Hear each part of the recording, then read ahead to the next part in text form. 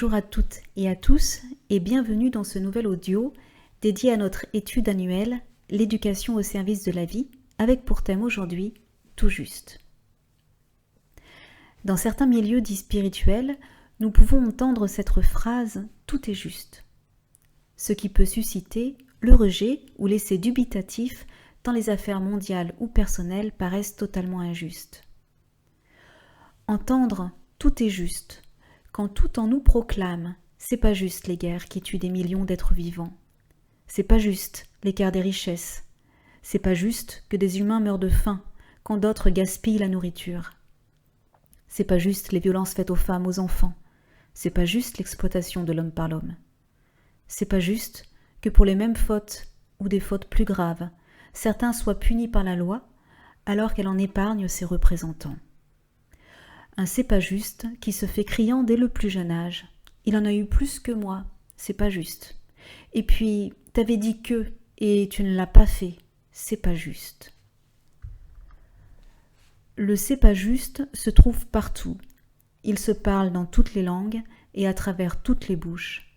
Alors comment passer d'un c'est pas juste à tout juste sans basculer dans une indifférence égocentrique quant aux événements planétaires et aux souffrances que traversent les millions d'êtres vivants qui meurent des conséquences des injustes relations de l'humanité à l'ensemble. Lorsque nous nous révoltons contre l'injuste, c'est un non qui rejette ce qui est, avec une impérieuse nécessité d'ajustement pour que fleurissent de plus justes relations entre le bien auquel nous sommes sensibles intérieurement et le terrain extérieur sur lequel nous nous situons. Ce bien, invisible, intangible, que nous appelons de nos aspirations les plus ferventes, afin qu'il se manifeste dans le monde, n'est autre que l'être unique que nous sommes. Ainsi, nous allons voir, au travers de notre déroulé d'aujourd'hui, que le juste et le pas juste nous parlent de notre sensibilité et de notre degré d'adéquation à notre identité essentielle. Actuellement, dans les différents pays du monde, l'identité est questionnée de façon multiple. Question du genre, question d'identité politique, question d'identité personnelle, question d'identité nationale.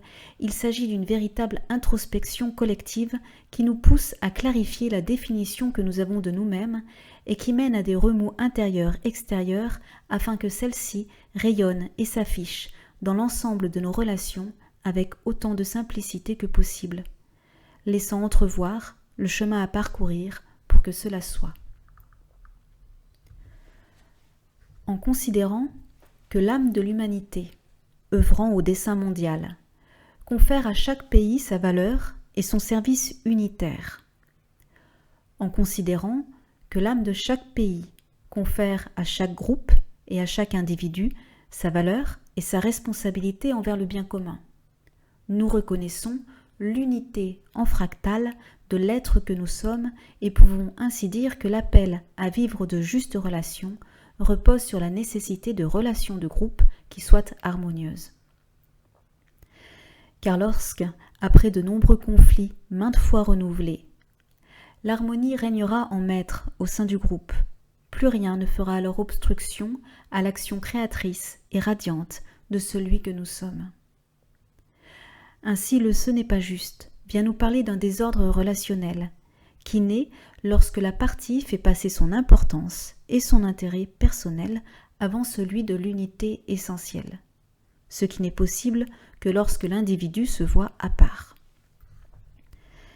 Mais alors, comment servir l'ensemble, alors que nous sommes identifiés au petit moi et non à la conscience de l'ensemble auquel nous appartenons?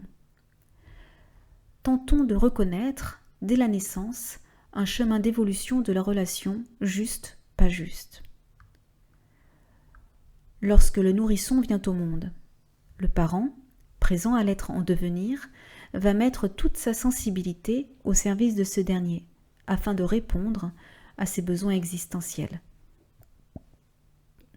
Dans ce contexte, on imagine bien que si l'adulte disait « ce n'est pas juste », c'est lui qui décide quand je dois le nourrir ou pas, quand je peux dormir ou pas. s'installerait une relation de pouvoir qui nuirait sans tarder à cet être qui vient au monde en pleine dépendance. Ainsi le nourrisson ne parle pas, ne nomme pas, il pleure, il crie, se tord de douleur, et les adultes répondent ou tentent de répondre, jusqu'à ce qu'ils retrouvent un état d'équilibre intérieur, à partir duquel il pourra de nouveau s'émerveiller du monde qui l'entoure tout en cherchant à l'explorer. Dans ce contexte, aimer, c'est répondre de ce dont l'autre a besoin pour exister dans ce monde, et dans cette obéissance aimante et détachée, s'oublier pour servir l'être en devenir. Si maintenant, un adulte se comporte de la même manière avec un autre adulte, c'est-à-dire qu'il attend que l'autre soit sensible à ses besoins et cherche à y répondre sans avoir besoin de les formuler. Dans ce contexte, l'adulte se comporte comme un enfant qui ne serait pas en mesure de nommer avec clarté ses besoins et attendrait qu'un autre le délivre de ses souffrances en satisfaisant ses désirs non formulés. Dans ce contexte, la relation est davantage une relation parent-enfant qu'une relation adulte-adulte. Est-ce juste ? D'un certain point de vue, nous pourrions dire que non, puisque l'adulte simule l'attitude de l'enfant pour tenter d'obtenir de l'autre ce qu'il désire. Et d'un autre point de vue, il s'agit d'un passage à l'âge adulte qu'il ne s'est pas fait. Cela ne veut pas dire qu'il en est ainsi dans tous les contextes de son existence, mais un aspect resté au stade du nourrisson, avec cette croyance qu'être aimé, c'est ne rien avoir besoin de dire pour être accompli. Mais nous aurions aussi pu prendre l'exemple inverse de l'adulte qui se considère comme le parent et cherche à devancer les besoins d'autrui. Ainsi, ce qui est juste à un moment donné ne l'est plus à un autre, car l'épanouissement de la conscience dirige la rectification de certaines attitudes relationnelles devenues inadaptées au bien commun. Reconnaissons ce chemin initiatique que l'on soutient naturellement chez l'enfant. Mourir à la relation fusionnelle mère-enfant, pour naître au monde lors de l'accouchement, puis mourir à l'espace du cocon familial, pour renaître dans un nouveau champ d'expérience de la crèche, puis naître à celui de l'école, puis mourir à l'enfance, pour entrer dans la phase de l'adolescence, et puis mourir à l'adolescence, pour renaître à l'adulte. Et combien reconnaissons-nous ces passages difficiles chez les plus jeunes et les ados dont la fusion avec le noyau familial est telle que l'entrée en crèche, en primaire, au collège ou dans la vie adulte laisse l'enfant parfois croire qu'il est seul au monde, abandonné, pleurant à chaudes larmes sa souffrance d'être séparé de l'unité qui lui a donné naissance. Ainsi nous sommes jusqu'à l'âge adulte, et non sans douleur, initiés à mourir au connu pour renaître à l'inconnu. Mais une fois adulte, l'état d'unité accompli du moi, séparé des autres, devient ce qu'il me faut préserver et affirmer dans mes relations par peur de cesser d'exister en tant que tel, laissant alors à l'arrière-plan de la conscience ce chemin initiatique de mort et de renaissance. Et cela peut durer quelques années, voire quelques vies, jusqu'à ce que de nouveau l'impulsion de l'âme pousse la conscience à évoluer en remettant en question la définition que j'ai de moi-même et pour ainsi dire en remettant en question l'ensemble de mes relations. Et juste ce qui répond d'un mouvement évolutif. A contrario, lorsque nous cessons d'évoluer, nous faisons du surplace et nous figeons jusqu'à ce que la vie surgisse pour donner mort aux formes relationnelles devenues trop limitantes. Nous avons vu un peu plus haut que l'être que nous sommes est unité en fractal, de différents champs de conscience, tous intriqués les uns dans les autres et interagissant les uns avec les autres. Reconnaissance à partir de laquelle se partage l'idée que tout est dans tout et réciproquement.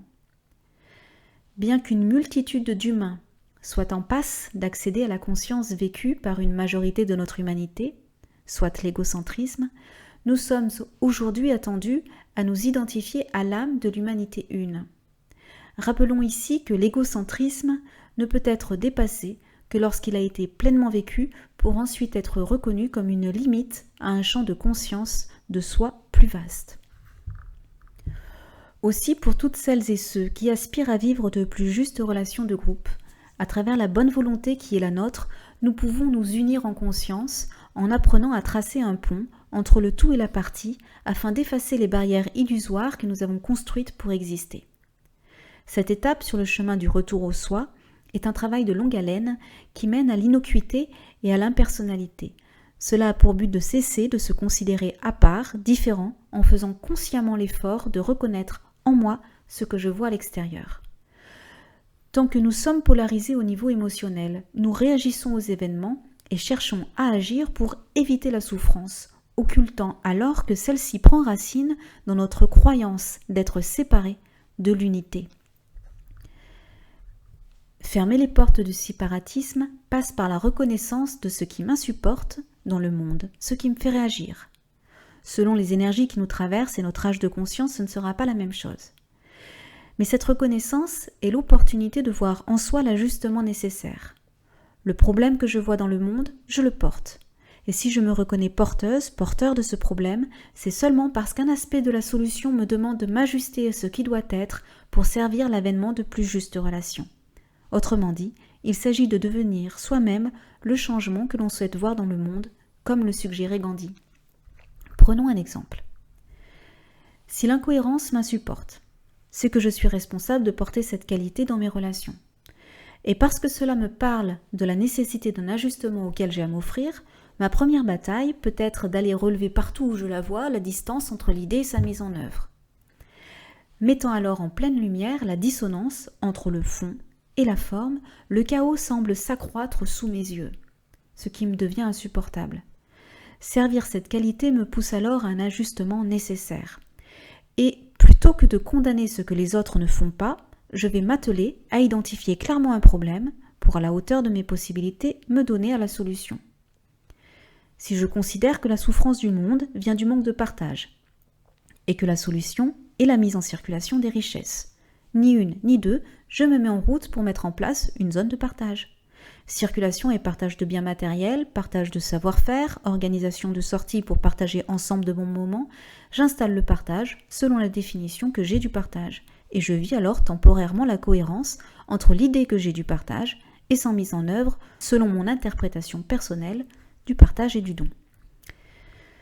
Mais l'incohérence que je vois chez autrui ou dans le monde me révulse toujours, en comparaison à mon sentiment d'être cohérente ou cohérent, et d'œuvrer en conformité avec les valeurs qui m'habitent.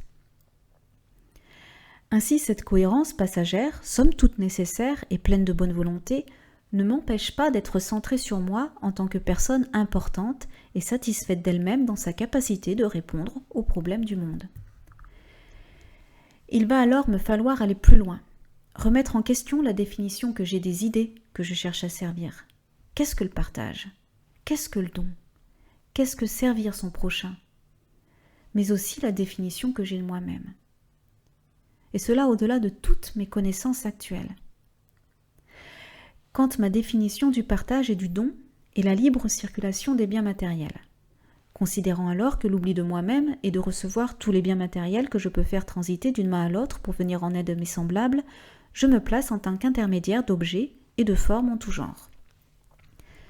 Si je re-questionne plus en profondeur le principe de don et de partage, je peux alors découvrir que le don est l'amour de l'unique qui donne son être à toute forme de vie. Je réalise alors qu'il y a une seule vie en partage et que c'est par l'oubli de moi-même en tant que personnage central que je peux recevoir ce dont j'ai besoin pour venir en aide à mes semblables. Je reconnais aussi ma place d'intermédiaire, mais cette fois en tant qu'âme, dans l'effacement du moi. Je deviens un réceptacle qui peut accueillir des plans subtils, les vibrations en mesure d'être traduites en forme pensée, habitée de l'énergie d'amour, de l'unité que nous sommes. Et la qualité de cohérence m'enjoint alors à cultiver l'impersonnalité et l'inclusivité. Autrement dit, la cohérence nous parle d'un réajustement permanent entre ce que nous percevons de l'idée et sa mise en œuvre, entre ce que nous reconnaissons être et notre disposition à servir l'être que nous sommes. Il s'agit d'un réajustement permanent à l'essentiel, qui nécessite d'affiner notre sensibilité à l'avenir afin de percevoir ce qui doit être et s'émanciper de ce qui n'a plus lieu d'être. Ainsi, s'inscrire sur le chemin de la cohérence nécessite d'oser mourir pour renaître à la vérité. Et s'il nous incombe, en tant que groupe et individu, de vivre en cohérence avec ce que nous sommes en mesure de percevoir des idées qui émanent de l'espace infini, il est nécessaire d'en être des interprètes qui se renouvellent sans cesse. Aussi ce qui est juste et bon selon un âge de conscience ne l'est plus à un autre. Et comme nous l'avons vu, tous les âges de conscience sont présents en même temps sur la Terre. Et nous percevons des idées émanant de notre être essentiel seulement ce que nous sommes en mesure d'en relayer à un niveau ou à un autre. Dès lors que nous cessons de nous croire à l'origine des idées dont nous sommes de simples intermédiaires, nous devenons créateurs par notre ajustement conscient à la vérité supérieure à laquelle nous sommes en mesure de nous identifier.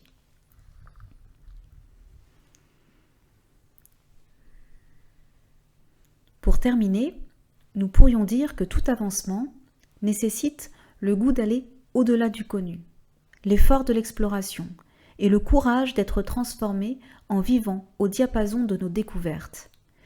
Mais aller à la rencontre de l'ailleurs nécessite d'identifier nos attachements, en revenant au point où nous avons fixé une limite à l'être que nous sommes, pour reconnaître la croyance, voire la certitude qui conditionne notre existence. Aussi cultiver l'attachement est le meilleur moyen de ne pas avancer. Car en vérité, la liberté, bien que nous croyions la rechercher, celle-ci fait peur. Elle signifie qu'à tout instant, tout peut changer, que rien n'est prévisible, et qu'en ce sens, l'on peut seulement s'appuyer sur l'énergie du vide. Ce qui nécessite de reconnaître que nous ne contrôlons rien, ni personne, et sommes conduits à vivre dans l'obéissance à l'inconnu. Inconnu qui confère à chaque instant l'unicité de ce qui est, et impose notre réactualisation continue en saisissant l'opportunité de répondre d'une façon nouvelle à l'infini appréhendable par notre conscience en mouvement. L'amour de l'unité rend libre, car il libère de toute attente ou de toute exigence envers autrui, envers soi-même, envers le monde. L'amour rend libre, car il efface les frontières, libère de la passion du moi et de ses extrêmes, et abreuve de confiance désintéressée l'ensemble de nos relations. Toute erreur d'interprétation pousse celui qui la reconnaît à devenir responsable de l'ajustement qui lui incombe pour répondre de ce qui lui apparaît comme étant un peu plus juste, un peu plus ajusté à la vérité nouvelle. Reconnaître une dissonance est l'opportunité de tracer un chemin d'ajustement intérieur. Ainsi, notre droit à l'erreur est illimité. Tout est juste, de manière temporaire et dans un contexte donné, selon un but précis d'évolution de conscience. Veillons à visualiser l'avenir afin d'évoluer en conscience pour œuvrer à son avènement. Merci et à bientôt.